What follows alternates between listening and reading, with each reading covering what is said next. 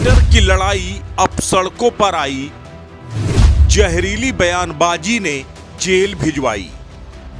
आरोप प्रत्यारोप की सियासत में बयानों की टूटी वर्जनाएं, शब्दों से हुए रेप, रिश्तों का हुआ चीरहरण। महाभारत में जब दुशासन द्रौपदी का चीरहरण कर रहा था तब पूरा राजदरबार मूक दर्शक बनकर देख रहा था। उसमें केवल धृतराष्ट्र दृष्टिहीन थे, बाकी सब दृष्टिहीन बनकर बैठे थे। तब केवल एक दुशासन एक नारी का मान मर्दन नहीं कर रहा था, बल्कि उस पूरी सभा में बैठे धृतराष्ट्र भी अप्रत्यक्ष रूप से उस नारी के मान मर्दन में सहभागी थे। उत्तर प्रदेश की सियासत में भी कुछ इसी तरह का चीरहरण शब्दों के जरिए हो रहा था। ट्विटर में दो सियासी दल एक दूसरे को निर्लज्जता की सीमा से नीचे जाकर कोस रहे थे। जनता की नुमाइंदगी करने वाले सियासतदां सुचिता की दुहाई देते नहीं थकते, लेकिन ट्विटर के जरिए सभी महानुभाव कैसे नग्नता की पराकाष्ठा पार कर रहे हैं, उसका एक नमूना जरा देखिए। यह है समाजवादी पार्टी का मीडिया सेल, जिसके मुखिया हैं अखिलेश यादव। इस मीडिया सेल के ट्विटर अकाउंट से पिछले कई महीनों से विश्वमन किया जा रहा है। इस पर ट्वीट करने वाले साहित्यकारों को तो कोक शास्त्र का अगर नोबेल पुरस्कार भी दिया जाए तो कम नहीं होगा। कमलाबाई से लेकर न जाने कौन कौन से शब्द ट्विटर पर गढ़े जा रहे हैं। निर्लज्जता की इंतहा पार की जा रही है। पार्टी के मुखिया माननीय अखिलेश यादव ट्विटर पर इस नंगनाच को लगातार देख रहे हैं और उसका आनंद उठा रहे हैं। इस ट्विटर पर नग्न साहित्य की रचना करने वाले रचनाकार माननीय मनीष जगन अग्रवाल को आज सत्ताधारी दल की पुलिस ने उठाकर सीखचों के पीछे भेज दिया।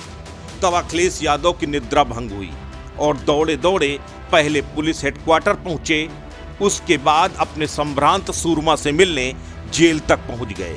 अब जब नेताजी अपने प्रखर साहित्यकार के बचाव में आ गए, तब भला समर्थक कैसे संयम रख सकते थे। पुलिस हेडक्वार्टर के बाहर समर्थकों ने भी खूब हंगामा काटा।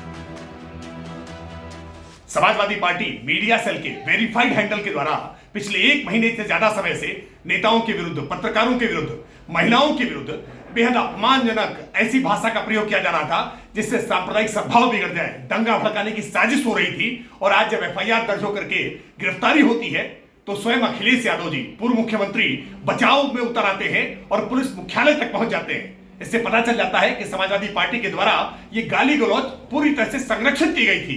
बेहतर होता कि अखिलेश यादव जी आज समाजवादी पार्टी से मनीष जगन अग्रवाल को बाहर का रास्ता दिखाते और सार्वजनिक तौर पर क्षमा याचना करते, क्योंकि राजनीति में ऐसी भाषाओं का कोई स्थान नहीं हो सकता।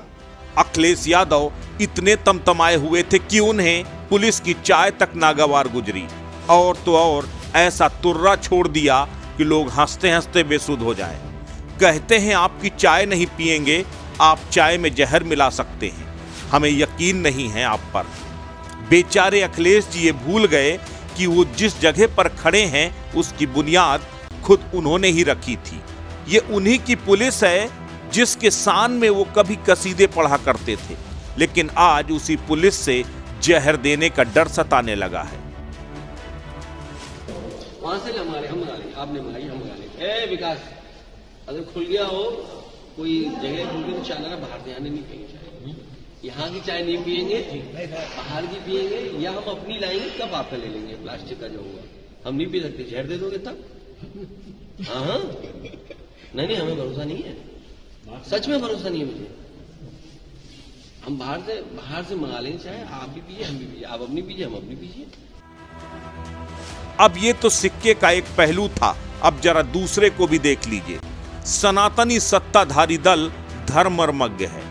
यहाँ महिलाओं को देवी का दर्जा दिया जाता है, लेकिन अब जरा इनकी करतूत भी देख लीजिए। इन्हीं की पार्टी की एक मोहतरमा है डॉक्टर ऋचा राजपूत, भारतीय जनता पार्टी की युवा नेत्री है। समाजवादी पार्टी के मीडिया सेल की धृष्टता का जवाब देने के लिए मोहतरमा उनसे भी नीचे स्तर तक पहुंच गई।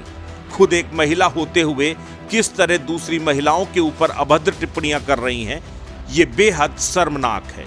लेकिन मोहतरमा बाहर हैं और मनीष जगन अग्रवाल सीखचों के पीछे। आखिर हो भी क्यों ना, जब सैया भय कोतवाल तो डर का है। लेकिन सबसे बड़ा सवाल यह है कि जिस जनता की नुमाइंदगी ये दोनों दल कर रहे हैं, क्या वो जनता इसी तरह का चारित्रिक पतन बर्दाश्त करेगी? और क्या राजनीति की अब यही परपाटी बची है और सुचिता की यही नई भाषा गढ़ी जा रही है? ये सोचने वाली बात है। अस्तित्व न्यूज यूपी के लिए अश्विनी निगम की रिपोर्ट।